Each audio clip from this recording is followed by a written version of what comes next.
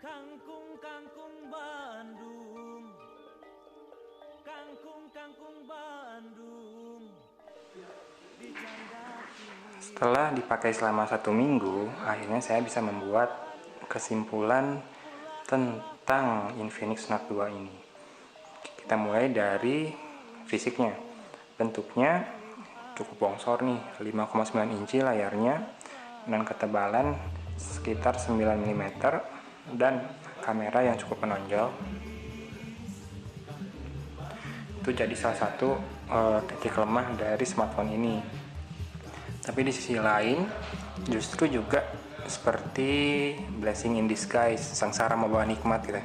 Jadi walaupun gede, tapi bagi sebagian orang yang saat ini berpikiran untuk membeli sebuah tablet tuh di harga 1, sekian itu paling RAM-nya dapat yang 1 GB tuh, yang tablet yang 3G ya atau 4G, bukan yang WiFi only.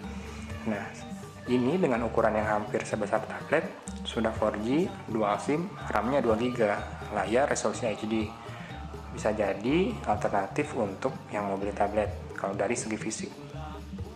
Kemudian dari backcase bisa dilihat ini ada pola brush metal yang juga bisa Anda temukan di smartphone flagship buatan LG, di LG G3, smartphone flagship LG tahun lalu ya. 2 tahun yang lalu kalau sekarang, aduh lupa, ini udah 2016. Kemudian penempatan tombol di kanan dengan tombol power di bawah, ini memudahkan pengguna. Meskipun layarnya besar, dengan software update sekarang Infinix sudah punya one hand mode. Jadi cukup dengan menggeser dari tombol home ke kanan atau ke kiri, maka kita bisa masuk ke one hand mode. One hand mode ini bisa disetting juga ukurannya, apakah mau 4,5 inci atau 4 inci. Oke. Nah, kemudian untuk masalah layar yang sudah dilapisi pelindung Dragon Trail ini mempunyai tingkat sudut pandang yang cukup luas. Dari pinggir masih sangat kelihatan. Mungkin kalau kita coba dengan yang backgroundnya tidak hitam, warna tidak mengalami perubahan ketika dilihat dari pinggir. Kemudian walaupun ukuran layar sangat besar dengan resolusi yang hanya HD, tapi tidak mengorbankan ketajamannya. Di atas ekspektasi saya ketika pertama kali melihat speksnya. Jadi dulu waktu lihat, wah layar 5,9 kok resolusi cuma HD, apa nggak pecah-pecah. Ternyata hasilnya sama sekali tidak pecah-pecah seperti perkiraan saya. Bisa dilihat pixel-pixel tersaji dengan cukup jelas. Oke. Kemudian lanjut ke bagian selanjutnya adalah kamera. Kameranya sendiri cukup snappy, cepat ketika dioperasikan.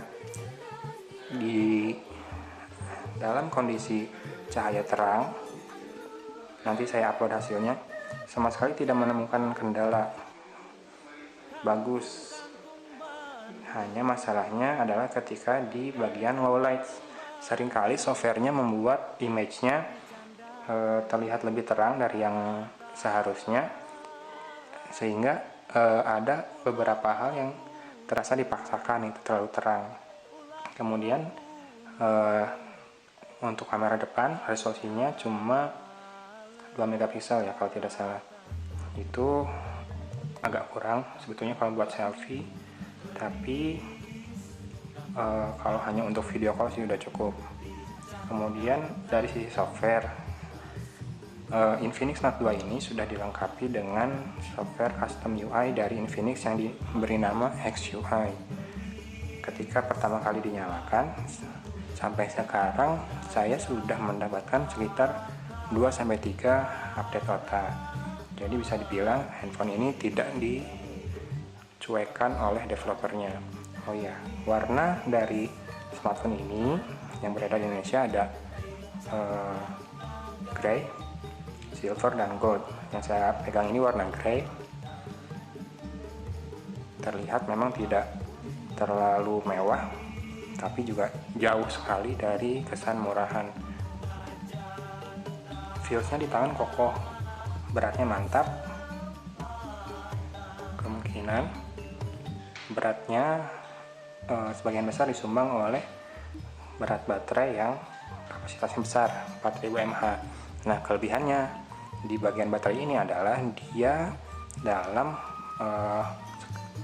pengecasan dari 0 sampai, bukan dari 0, waktu itu saya dari 12% naik 75% hanya dalam waktu 45 menit.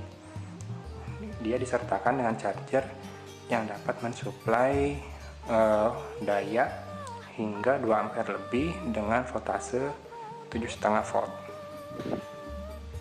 Dengan harga 1,9 juta, Infinix Note 2 ini menurut saya cukup layak dimiliki. Untuk gaming, untuk handphone sehari-hari, Anda bisa bepergian tanpa harus khawatir dengan baterai, nggak harus selalu dekat-dekat dengan colokan. Tapi kekurangan lainnya adalah sensor. Sensornya bisa dibilang cukup minim, bahkan untuk giroskop nggak ada, orientasi sensor juga nggak ada. Dengan kondisi saat ini yang sudah dijual kembali di Lazada, saya pikir handphone ini cukup layak untuk dimiliki. Asalkan satu, Anda tahan pegang handphone yang besar-besar. Saya yakin sih kalau cewek suka yang gede-gede ya. Tapi kalau cowok, tergantung sih yang gedenya apa dulu. Kalau handphone saya sendiri lebih suka yang compact dan simple. Tapi Infinix patut kita apresiasi karena menghadirkan produk yang dengan spesifikasi yang lumayan mumpuni di harga 1,9 juta saja. Baterainya besar, kamera cukup bagus di kondisi terang, layar pun baik. Kekurangan hanya di sensor dan di ukuran. Saya kembalikan kepada Anda, apakah Infinix Zero 2 ini layak untuk dimiliki atau dibeli? Sekian hasil kesimpulan dari pengujian Infinix Zero 2 di tangan saya. Jika review ini berguna untuk Anda, silakan di like, di share, dan di subscribe channel YouTube-nya ya. Oke. Saya segera kembali bekerja setelah ini. Selamat pagi dari Kota Bandung. See you.